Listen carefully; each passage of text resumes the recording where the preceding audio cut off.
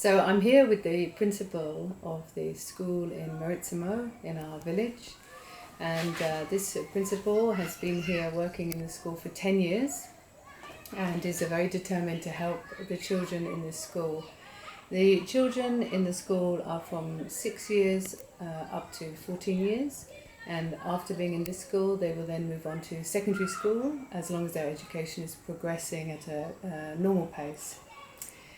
So as you know, Meritsemo is quite an isolated rural village, and the majority of families are subsistence farmers, so they're certainly not wealthy individuals. And that has an impact on their capacity to get an education and really fulfill their potential. Some of the children here do have specific needs. There is an orphan in the school, and a number of children from single parent families, and a number of children from extremely poor families. And the principal is highly aware of the complications that brings for them getting an education. Currently he has applied to the government scheme to assist children who are coming from more difficult backgrounds, and we're waiting to hear if he's successful in that. If he's not, then Opening Your Heart to Bhutan will step in and help those children with specific needs. But the principal has some infrastructure needs for the school, which are not possible to be met from his school budget. And so we're just going to talk to him a little bit now about what he needs for his school and how we can help him. So I hope I talked successfully about the school there. Yeah. I know you said yesterday that it is quite challenging bringing a good education in such a rural area. You've got a great school here, 82 pupils. 83 pupils, and it feels a very happy environment. Can you tell us how you would like Opening Your Heart to Bhutan to assist you with some projects going forward? What would be your first priority? So, thank you so much for giving us, first of all, for giving us 5 numbers of computers, laptops for our school, and I'm very glad to hear that 10 more numbers are on the way. Okay.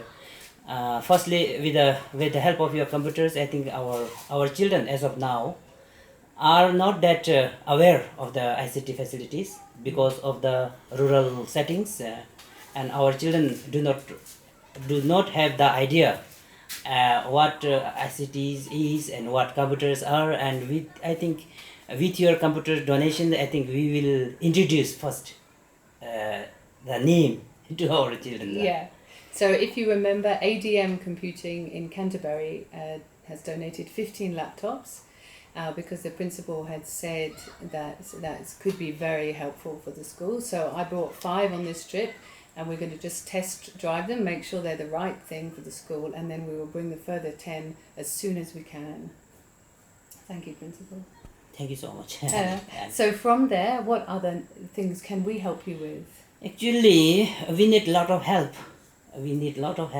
And because our schools is in a rural setting, and all the budgets, we have to depend on the center. Centrally, the budget comes centrally, and our school do not have any such budgets. What we want is to make our learning environment so friendly. The setting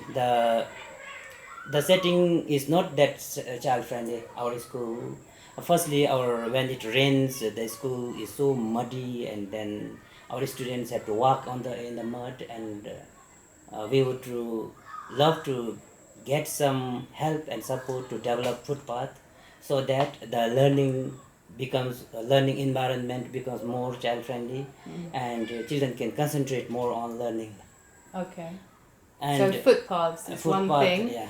Through the main area, the grassy area where they would walk to their classroom every day from the village or the surrounding villages. Yeah. Yeah, difficult in a rainy day, I think. And the second thing I would like to ask for the help is the grass cutting machines. Yeah. Our children here are very young, and teachers cannot go and cut the grass. We can just show the examples of how to cut down the grass, but at the end children have to do it, and children are too young to do the grass cutting work. And we would be very happy if we can get one grass cutting machine, so that we can depute we can ask our caretaker. We have one caretaker in the school. We can always ask him to cut grasses with the machines, so that the learning environment becomes even more friendlier. Okay, so you want a lawnmower, I think Yeah. it's called, isn't it? And a pushable lawnmower? Is it a pushable one or a petrol one? Petrol. I think it has to Petrol be one will petrol be one, better. doesn't it? Yeah. Yeah, petrol one. Okay. All right. We will try and look in Bhutan to source that. I don't intend to bring a lawnmower on a plane with me.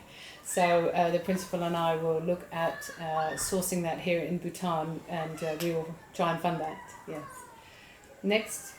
And I think the list will go on, and sometimes I feel so uncomfortable to ask for No, help no. every now and No, then. no. The third thing will be video screen, white screen for the children, so that now we got the computer, we got the laptop, and then I think we can plan our children to show some films Yes. for PowerPoint presentations, so that our children can learn better and they get Yeah. exposed to the outside world.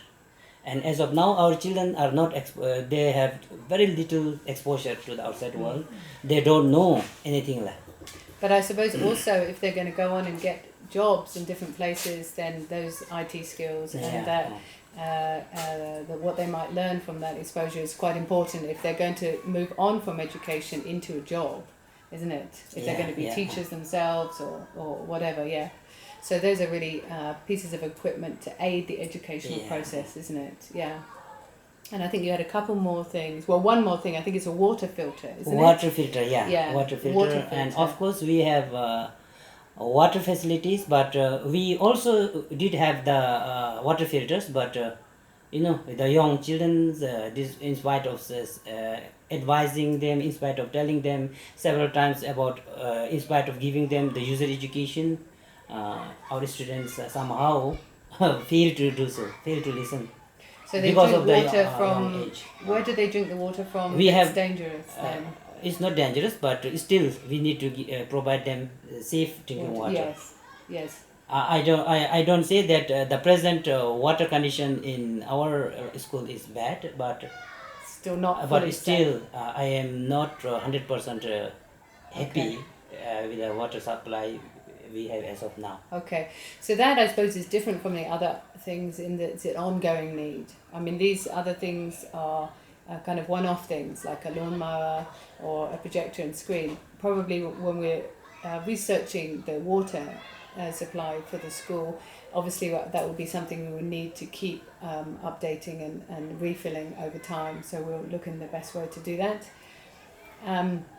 That's great. Well, that makes that clear. So now the principal and I will work on precisely how much that will cost if we can provide that here from Bhutan, and then we will work hard in the UK to get the money together to do that. Thank you, Principal. Thank you so much.